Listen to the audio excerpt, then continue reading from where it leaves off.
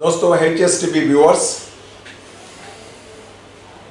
आज आपके सामने हम एक ऐसे लीडर को प्रस्तुत कर रहे हैं जो हमारे हैदराबाद सिटी में वैसे तो एक नया पॉलिटिकल पार्टी खोले हैं, लेकिन इनकी जो एक्सपीरियंस है पॉलिटिक्स में तारीफ के काबिल है। तो आज हम आपको इंट्रोड्यूस कर रहे हैं प्रजा एकता पार्टी के प्रेसिडेंट बोनाला श्रीनिवास जी। श्रीनिवास जी नमस्ते। नमस्कार। नमस्ते सर। नमस्ते सर। हम HSTV से आए हुए हैं, खुशी की बात है सर। और आपका एक छोटा सा इंटरव्यू लेना चाहते हैं। वेलकम। जैसे कि आप जानते हैं कि कल अचानक हमारे प्रधानमंत्री जी 3 कृषि कानून बिल जो लास्ट ईयर पास किए गए थे उसको वापस लेने का इरादा किया है। इसके बारे में आपका क्या ख्याल है? एग्रीकल्चर बिल पे जी, वो अच्छा ही हुआ साहब। क्यों बोले तो इसमें मिनिमम गारंटी कहीं भी नहीं है। सेंट्रल गवर्नमेंट भी इस पे पुनर्विचार करने का एक ही एक कारण है, the powerful point minimum guarantee की प्रस्तावित नहीं है वो बिल में। एज पर माई नॉलेज वही वजह से गवर्नमेंट एक कदम पीछे ली और बिल वापस ली। खुशी की बात है। फार्मर्स के बारे में सोचे, क्योंकि तो overseas agriculture based country, farmer को बचाए तो ही देश बचा सकते हैं। जैसा हमने सुनते आए जय जवान जय किसान, उसका वैल्यू रखते हुए जो सेंट्रल गवर्नमेंट वो बिल के बारे में पुनर्विचार करके जो वापस लिए, खुशी की बात है साहब।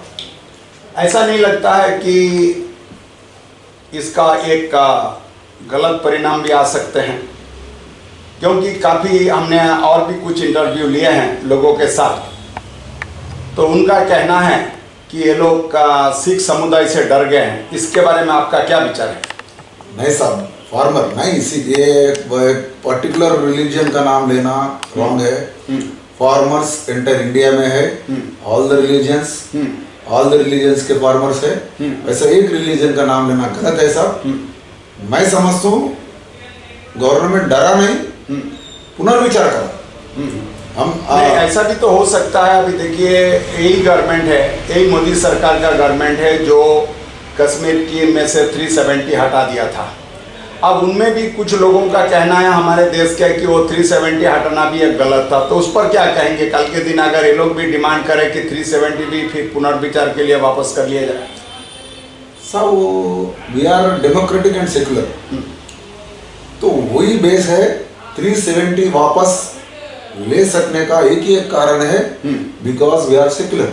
अगर इंडिया सेक्युलर नहीं होता तो 370 बनता ही नहीं था। अगर बना तो वापस लिया नहीं जाता था। वो वापस ले सके बिकॉज कॉन्स्टिट्यूशन अलाउ करा वो बात को अपना कॉन्स्टिट्यूशन अलाउ कर रहा। वी आर सेक्युलर, इसीलिए वो 370 उन लोग हटा सके, मगर वो भी फुल फ्लेज नहीं हटा जैसा दूसरा स्टेट से। कल के जो ऐलान को सुनने के बाद हमारे देश के बहुत सारे मुस्लिम भाई लोग जो ऑर्गेनाइजेशन चला रहे हैं, उनका भी कहना है कि अपन भी अगर डिमांड करें तो शायद ट्रिपल तलाक वापस हो जाएंगे। आप उसके क्या कहेंगे एक पॉलिटिकल पार्टी के प्रेसिडेंट की हैसियत से? वो रिलीजियस बिलीफ सिस्टम है साहब, रिलीजियस बिलीफ सिस्टम है। चलो, उन लोगों को क्वेश्चन करने का तो अधिकार अपना कॉन्स्टिट्यूशन दिया सो है, मगर जो वुमेन एम्पावरमेंट में ट्रिपल तलाक भी महत्वपूर्ण भूमिका है, इम्पोर्टेंट रोल है। वो कम्युनल बेस में अगर उनके सिस्टम में, उनके बिलीफ सिस्टम में कुछ तकलीफ हो रही तो उन्हें क्वेश्चन कर सकते हैं। मगर जहां तक मेरा नॉलेज है, अगर ट्रिपल तलाक में अगर कुछ कंट्रोवर्सीज है भी तो वुमेन राइट्स को प्रोटेक्ट करते हुए कुछ चेंजेस ला सकते। अगर उनके बिलीफ सिस्टम से अगर कुछ तकलीफ है तो। पिछले हफ्ते हमारे central home minister Amit Shah ji ने अपनी डिपार्टमेंट की तरफ से या कैबिनेट की तरफ से एक ऑर्डर पास किए हैं, जिसके तहत जितने भी इंडिया के बॉर्डर स्टेट्स हैं, चाहे वो बांग्लादेश से जुड़े हुए हो या नेपाल से जुड़े हुए हो या पाकिस्तान से जुड़े हो या चाइना से जुड़े हुए हो, इन सभी बॉर्डर स्टेट में BSF की परिधि बढ़ा दिए गए हैं। पहले कुछ स्टेट में 80 किलोमीटर तक था, जैसे कि गुजरात और राजस्थान है, और बंगाल जैसे स्टेट में, वेस्ट बंगाल और असम ऐसे स्टेट में, उत्तराखंड जैसे स्टेट में वो 15 किलोमीटर था। अभी मोदी सरकार कैबिनेट ने उसको 50 किलोमीटर कर दिया है। इनका भी कहना है, खास करके बंगाल के जो मुख्यमंत्री है ममता बनर्जी, उनका कहना है कि ये गलत हुआ उनके साथ। उनके पुलिस फोर्स को कमज़ोर किया जा रहा है, उनके पुलिस फोर्स को अविश्वास किया जा रहा है।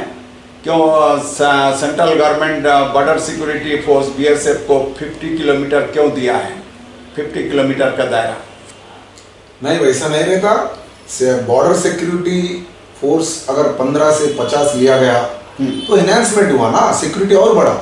इसमें बंगाल गवर्नमेंट को भी करने का तो कोई पॉइंट ही नहीं दिख रहा मुझे, एज पर माय नॉलेज। पूरा एंटायर स्टेट पड़ा हुआ है। सिक्योरिटी तो बॉर्डर की बात है, बॉर्डर की बात सेंट्रल के हाथ में रहता। उनको वो हक है। हक के अलावा democratic they want to protect country more perfectly, why not they can take that step. वो ना ले सकते हैं। और अपने को सिक्योरिटी जो मेजर्स है, सिक्योरिटी मेजर्स उससे बढ़ते, मगर इतना है गवर्नमेंट जब 15 से 50 का लिए तो उसमें स्टाफ में भी जो अपना मिलिट्री फोर्सेस है वो बढ़ा लेना। अगर मिलिट्री फोर्स भी होते ही हिसाब से अगर नहीं बढ़ा तो उसमें लॉस आ सकता, अपने को थ्रेट हो सकता। तो दोस्तों, ये आप सुन रहे हैं हमारे प्रजा एकता पार्टी के नेशनल प्रेसिडेंट बोनाला श्रीनिवास जी। यहाँ इनका ऑफिस में हम लोग इंटरव्यू करने के लिए आए हैं। ये HSTV से आपको बताया जा रहा है। अच्छा बोनाला श्रीनिवास जी, आपके पार्टी कितना साल पुराना है? 2 साल सर, 2 से 2.5 साल पुराना है। हाँ। फॉरवर्डिंग्स वो अगर पूरा दे दिया जाए तो 3 साल से हम काम कर रहे हैं। अच्छा, तो अभी तक आपने कोई इलेक्शन लड़े हैं सब? बिल्कुल लड़े, सपोर्ट भी करे और लड़े भी। पहली बार हम पब्लिक में GHMC इलेक्शंस में कारवान और गुड़ीमलकापुर डिवीजन कैंडिडेट्स को सपोर्ट करे हैदराबाद पार्टी की तरफ से। Yes, Hyderabad GHMC, greater Hyderabad municipal corporation, 2 candidates को हमने आउटरेटली सपोर्ट करे। वहाँ परफॉर्मेंस अच्छा था, पब्लिक रिसीव करे, पब्लिक वेलकम करे एक नया पार्टी को। अभी हाल ही में 2 बाई इलेक्शन, कुछ बाई इलेक्शन होता हमारे देश में, तो इसमें आपके पार्टी कुछ पार्टिसिपेट किए क्या? बिल्कुल किए। दुब्बाका में तो हम कर नहीं सके, मगर वेराज नागार्जुन सागर उसमें हम पार्टिसिपेट करें। एक वुमेन को हम सपोर्ट करें, वुमेन को भी फॉर्म दिए। She is from SC category. We are along with all the religions and all the categories. ये प्योरली हमारा पार्टी डेमोक्रेटिक वे में जाता सर। अभी हाल ही में एक और इलेक्शन हुआ था मेरे ख्याल से, जिसमें आपके पार्टी खड़े हुए थे। कौन सा इलेक्शन है? 10-15 दिन पहले हुजूराबाद फ्रॉम तेलंगाना, वो रिजाइन हुआ था जी। जो MLA जीत के आए हमारे ईडल राजेंद्र साहब जी, उन्होंने रिजाइन करे थे। तो इलेक्शन आया वहाँ, उसमें हम लड़े, अच्छा परफॉर्मेंस आया, हमारे को अच्छा रिसीव करे पब्लिक। तो आपके पार्टी को कितना वोट्स मिले? 1921 2000 वोट मिले। अच्छा, तो ये आपके लिए आप क्या देखते हैं, कामयाबी है या आपके पार्टी के लिए? बिल्कुल कामयाबी है साहब। हम कैंडिडेट सिलेक्शन में भी पोटेंशियल कैंडिडेट है ऑलरेडी। उन्होंने बहुत लॉन्ग पीरियड से सोशल वर्क करे सो है वो कॉन्स्टिट्यूएंसी में, और साथ ही साथ उन्होंने जो विलेज के वहाँ भी बहुत काम करे सो है वो हिसाब से हम सिलेक्शन करें और परफॉर्मेंस भी अच्छा है। कि आपने मध्य प्रदेश के भी खंडवा बोल के कुछ ही लोकसभा कॉन्स्टिट्यूएंसी में अपनी कैंडिडेट खड़ा किया, सही है? बिल्कुल साहब, बिल्कुल। खंडवा लोकसभा मध्य प्रदेश, वहाँ से हमने कैंडिडेट चुनी है और वहाँ से हम सपोर्ट करें कैंडिडेट को। 7,830 वोट मिले हैं। अच्छा, वेरी गुड, बहुत अच्छा कर रहे हैं आप। तो अभी आपको श्रीनिवास जी पता है कि अगले साल हमारे देश के कुछ 5 राज्यों में इलेक्शन होने जा रहे हैं, state election, MLA election, assembly election जिसे कहते हैं, जिसके अंदर उत्तर प्रदेश है, गुजरात है, गोवा है, उत्तराखंड है और भी एक छोटा स्टेट है। तो इसमें आपका पार्टी कोई कैंडिडेट खड़ा करना चाह रहे क्या? बिल्कुल साहब, कोऑर्डिनेशन में है all the states, UP, Gujarat, what we say, Goa, वो जो भी स्टेट्स में बाई इलेक्शंस हो रहे, बाई इलेक्शन नहीं sir, sorry general election, sorry I am sorry, please excuse me, general elections जो भी स्टेट्स में होने जा रहे हैं, 3-4 स्टेट में तो दे आर कोऑर्डिनेशन में है ऑलरेडी, कोऑर्डिनेशन में है। गुजरात और UP very soon we appoint our president also, state president. Okay, तो आपका स्टेट इलेक्शन के बारे में आपका पार्टी का मैनिफेस्टो क्या होगा अगर आप इलेक्शन लड़ना चाह रहे हो उत्तर प्रदेश से या गुजरात से? क्या आपने किस तरह का मैनिफेस्टो तैयार करना चाह रहे हैं? जैसे कि आपने प्रधानमंत्री को देखे कि इतना बहुमत होते हुए भी वो लोगों को कृषि कानून में कुछ गलती महसूस हो रहा है, जैसा प्रधानमंत्री खुद भी माफ़ी मांगे, तो आपको लगता है कि आप लोग एक पॉलिटिकल पार्टी होने के नाते आपके जो भी एमएलए एमपी बनेगा उसके ऊपर भी अकाउंटेबिलिटी हो? यस एब्सोल्युटली, अकाउंटेबिलिटी रहेगा। जो हमारे मोदी साहब माफ़ी मांगे और हम स्वागत कर रहे हैं, डेमोक्रेसी में माफ़ी मांगे तो सही तो रहेगा। आप और चाहते हैं कि आप भी गलती करेंगे और माफ़ी मांग के जाना झटका मतलब आप कपड़ा झाड़ मतलब झटक देंगे? नहीं वैसा नहीं, देखो इतना बड़ा कंट्री है, democratic country, largest democratic country है, ऐसा एक आध तो होता है, ये फर्स्ट टाइम नहीं है। एक बिल वापस लेना ये फर्स्ट टाइम नहीं है, और कॉन्स्टिट्यूशन अमेंडमेंट के लिए चांस दिया सो है। जैसा जैसा प्रॉब्लम्स अगर है, अगर पब्लिक रिवोल्ट है तो बिल वापस होता। देखो ब्यूरोक्रेट्स ऑफिसर्स बना देते पॉलिसी, अगर वो थियोरेटिकली बन गया, प्रैक्टिकली अगर उसमें कुछ दिक्कत है तो गवर्नमेंट पीछे हटे सो बहुत है संदर्भ। हमारे देश में चाहे वो असेंबली हो या पार्लियामेंट हो, असेंबली में साल में 3 बार एमएलए को मौका मिलता है कि आपस में बैठकर सलाह मशवरा करें और गवर्नमेंट को इंस्ट्रक्शन दे। उसी तरह पार्लियामेंट में भी जितने भी एमपी होते हैं, खास करके लोकसभा एमपी, उनको बैठने का चांसेस होता साल में 3 बार। लेकिन जनता जो उनको वोट डालकर जिताते हैं, कोई भी एमएलए एमपी अब तक हमारे देश में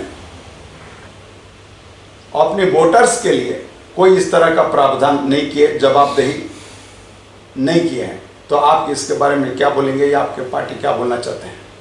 असेंबली और पार्लियामेंट जी 3 सेशन के अलावा डेमोक्रेटिक कंट्री में अगर पीपल फेवर कुछ बिल इमरजेंसी में पास करना है तो स्पेशल सेशन भी होता।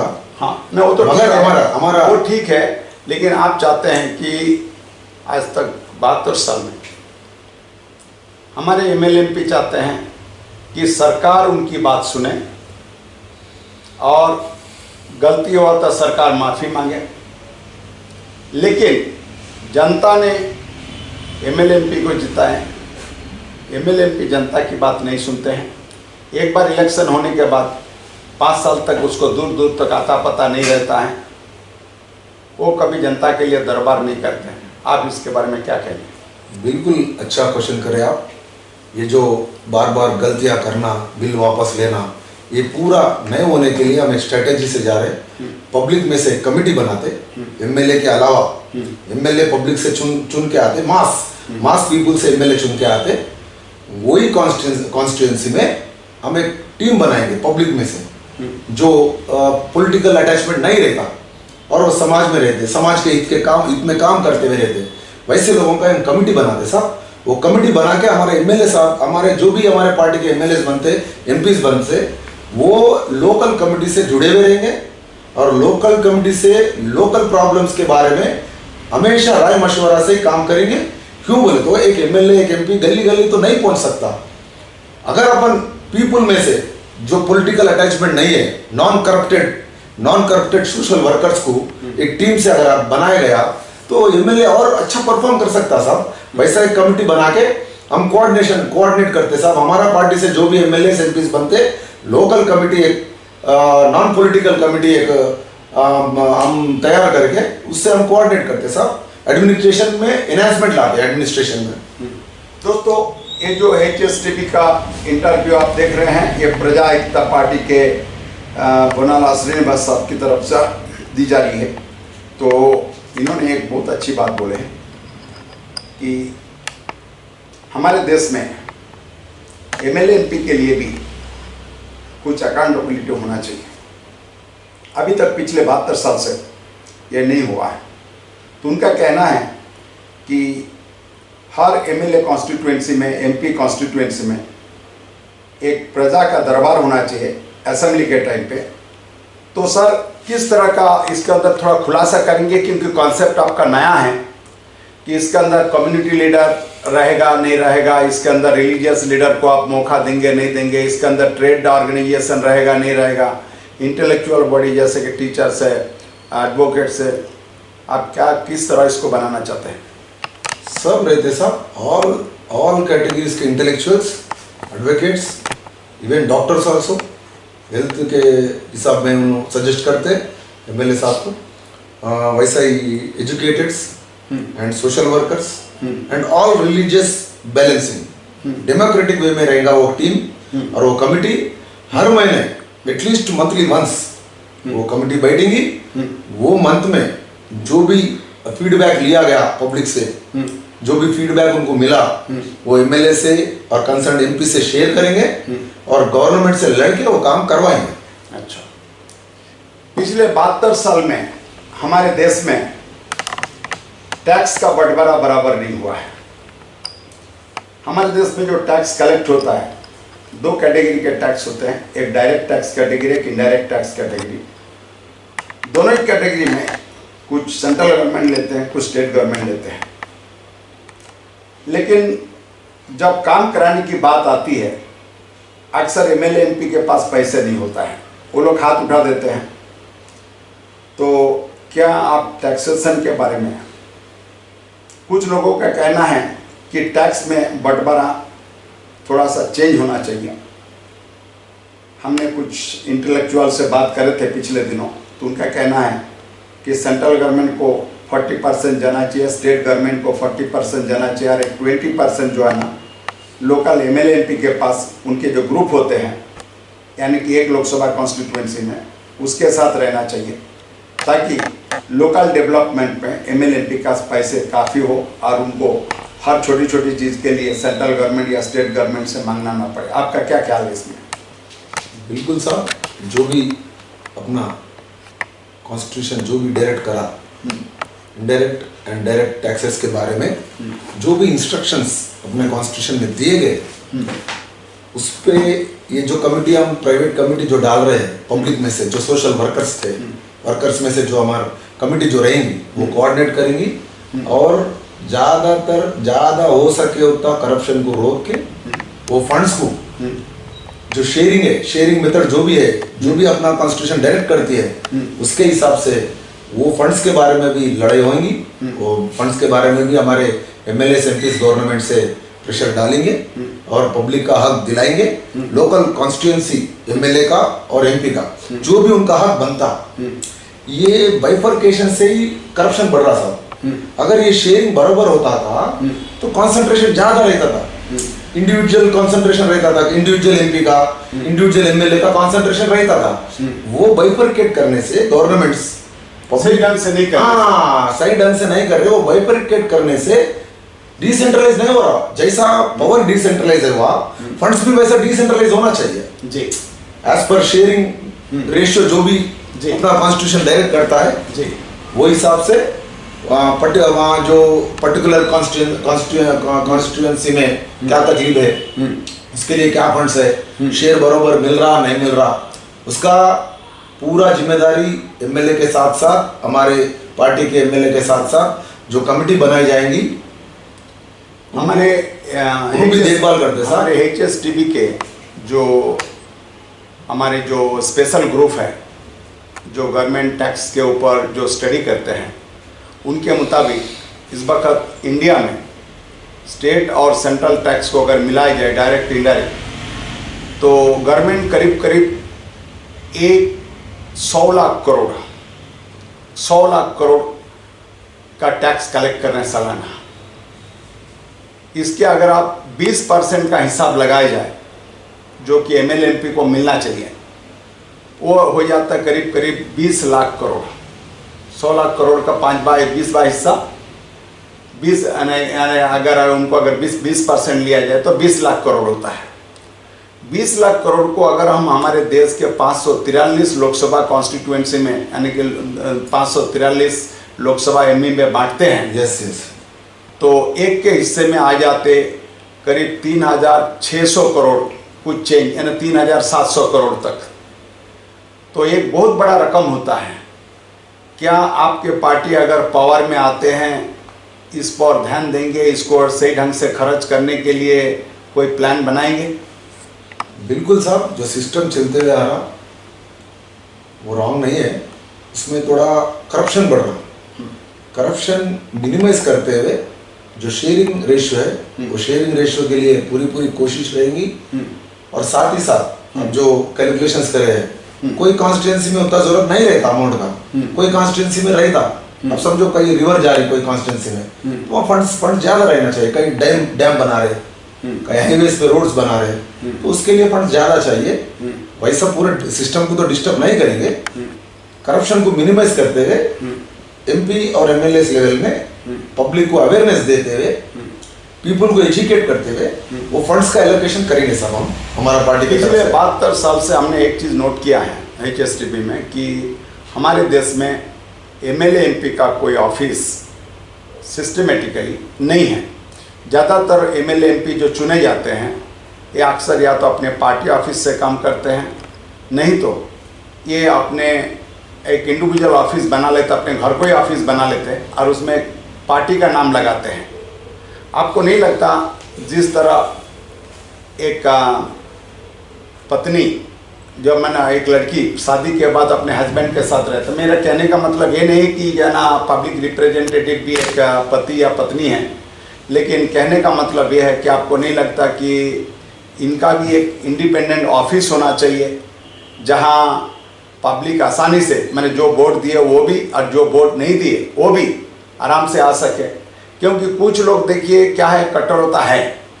अभी खास करके हमारे हैदराबाद के अंदर बहुत से ऐसे लोग हैं जो पिछले एक लंबी टाइम से MIM जो है ना जीतते हुए आ रहे हैं, और बहुत से लोग जो है ना वो MIM के ऑफिस दारुसलाम जाना नहीं चाहते हैं। जबकि अगर हम ऑफिस की देखें तो जितने भी ऑफिस है, मेन ऑफिस सारे के सारे एमएलए एमपी इनका ये ना ऑफिस में रहते हैं। उसी तरह बीजेपी का भी अगर स्टेट ऑफिस देखा जाए तो ये लोग भी सब काम जो है ना अपने पार्टी ऑफिस से काम करते हैं। TRS का भी वही हालत है और यही हालत जो है ना पूरे इंडिया में है। ये लोग नाम के लिए कुछ ऑफिस छोटा छोटा बना लेते हैं, लेकिन उसके अंदर ये लोग अवेलेबल नहीं रहते, फुल टाइम नहीं रहते। क्या ऐसा नहीं हो सकता कि हमारे सभी एमएलए एमपी हमारे देश के अंदर जो इलेक्शन जीत कर आते हैं, पुलिस स्टेशन की जगह उनका एक इंडिपेंडेंट ऑफिस हो जो एरिया के नाम से जाने जाते हो, पार्टी के नाम से नहीं? आप क्या कहेंगे इसके ऊपर? सब आप जो सिस्टम आप जो बोले ना बिल्कुल सही है। वही तो वजह है इकोनॉमिक क्राइम जो चल रही देश में, वही तो रीजन है। पूरा हाईकमांड कंट्रोल कर रही, वैसा नहीं रहना चाहिए। डेमोक्रेटिक वे रहना, एमएलए को पूरा पावर रहना। जैसा कि हम अगर कोई एमएलए ठहरा कर दिया, हम कैंडिडेट की पूरा सपोर्ट करेंगे, उनको होल्ड करने की नहीं देखते, हम होल्ड करने की कोशिश नहीं करेंगे। उनको पूरा इंडिपेंडेंट रहेंगे, पब्लिक के साथ रहेंगे। जैसे ऑफिस की बात करें आप, अगर उनका घर वेरी एक्सेसिबिलिटी अगर ज्यादा है पब्लिक के लिए, रहने दीजिए घर में ऑफिस, नो प्रॉब्लम। मगर ये जो हमारा उसके लिए भी मिनिमाइज करने के लिए जो आप बोल रहे हैं आप, ये प्रॉब्लम जो पार्टी ऑफिस में ही चल रहा, मेन ऑफिस में ही कोऑर्डिनेशन कर रहे हैं, उसको मिनिमाइज करने के लिए हमारा जो प्राइवेट कमिटी हम जो बोल रहे हैं वो काम करेगा, वो भी मिनिमाइज होएगा। प्राइवेट कमिटी का आपका क्या मतलब? सिटीजन तो प्राइवेट नहीं हो तो देश की सिटीजन है ना? देश की सिटीजन है साहब, मगर they are not elected body. They are not elected body, they are from society, social workers from all the categories, from all the religions, locally जो रिलीजन्स, सब रिलीजन्स कवर करते हुए हमारी कमिटी रहेंगी। और ऑफिस अगर उन्होंने नहीं भी है, अगर समझो एमएलए को ऑफिस नहीं है, कोई पूरा आदमी भी एमएलए बन सकता। अगर उन्होंने ऑफिस अगर मेंटेन नहीं कर सकता तो कमिटी है, कमिटी चलाएंगी, कमिटी कोऑर्डिनेट करेंगी, ऑफिस भी एलोकेट करेंगे। तो दोस्तों ये आप देख रहे हैं HSTP को, जो इंटरव्यू चल रही है हमारा, ये हमारे बोनालू श्रीनिवास जी हैं जो प्रजा एकता पार्टी से जुड़े हुए हैं। इनका पॉलिटिकल पार्टी 2 साल पुराना है, कुछ बाई इलेक्शन भी लड़े हुए हैं। तो इनकी पॉलिटिकल जो कॉन्सेप्ट है इसके बारे में हम इंटरव्यू कर रहे थे। तो बहुत से नई बात सामने आया है कि वो जिसके तहत ये लोग काम करना चाहते हैं। तो फाइनली श्रीनिवास जी बताइए, आप लोग अभी अपकमिंग इलेक्शन लड़ रहे हैं नहीं लड़ रहे हैं? बिल्कुल सर, बिल्कुल लड़ रहे। कमिंग इलेक्शंस लड़ते, जनरल इलेक्शंस लड़ते, बाई इलेक्शंस लड़ते। पब्लिक का जो भी काम है, जिधर भी पीपल डिस्टर्ब हो रहे हैं, उसमें अवेयरनेस लाएंगे। एक जरिया है, एक डायस है। इलेक्शन एक डायस है, एक पॉलिटिकल पार्टी का ड्यूटी है। इलेक्शन लड़ना एक पॉलिटिकल पार्टी का ड्यूटी है, वो मैंडेट, वो हम जरूर करेंगे। पब्लिक से इंटरेक्शन में रहेंगे। बिल्कुल पब्लिक का जो भी राइट है वो उसके लिए हम निरंतर लड़ते रहेंगे। तो सर HSTB का दरवाज़ा हमेशा आपके लिए खुला रहेगा और आपका जो भी नया सोच है, हमारा कोशिश रहेगा कि आपके सोच को और ज़्यादा से ज़्यादा लोगों तक पहुंचाया जाए। हमें उम्मीद है कि आपका जो नया कॉन्सेप्ट आपने बता रहे हैं पॉलिटिक्स में, एक बहुत बड़ा माइलेज बन सकता है ये। तो दोस्तों, ये जो आप देख रहे थे, ये हमारे प्रजा एकता पार्टी के जो प्रेसिडेंट, नेशनल प्रेसिडेंट हैं बोनाला श्रीनिवास जी, जिसका बैनर आपको दिखाई दे रहा है। तो बहुत ही सिंपल मिजाज के आदमी हैं। आप देख रहे हैं कि तकरीबन मैक्सिमम टाइमिंग ऑफिस में लगा रहे हैं। न्यूज़पेपर भी अच्छे खासा पढ़ लेते हैं, सब अच्छे पढ़े लिखे भी हैं। तो कुछ नए कॉन्सेप्ट के साथ आए हुए हैं। तो ज़रूर इनका नंबर भी हम लोग ऐड कर रहे हैं। तो आप जनता को जरा नंबर भी बता दीजिए। मेरा नंबर 9866888837। तो दोस्तों, इन्होंने अपने नंबर बताए हैं। हमारे जो HSTB का जो डिस्क्रिप्शन रहेगा उसमें हम उस नंबर को भी ऐड करेंगे। तो आप जाए तो डायरेक्ट कांटेक्ट कर सकते हैं। तो दोस्तों, ये रहा एक छोटा सा इंटरव्यू HSTB के जरिए जो रखे गए थे, प्रजा एकता पार्टी के ऑफिस से लिया गया है। यहाँ आपके सामने प्रजा एकता पार्टी के नेशनल प्रेसिडेंट बोनाला श्रीनिवास जी। नमस्कार, जय हिंद। नमस्ते, थैंक यू। आपका बोनाला श्रीनिवास, प्रजा एकता पार्टी।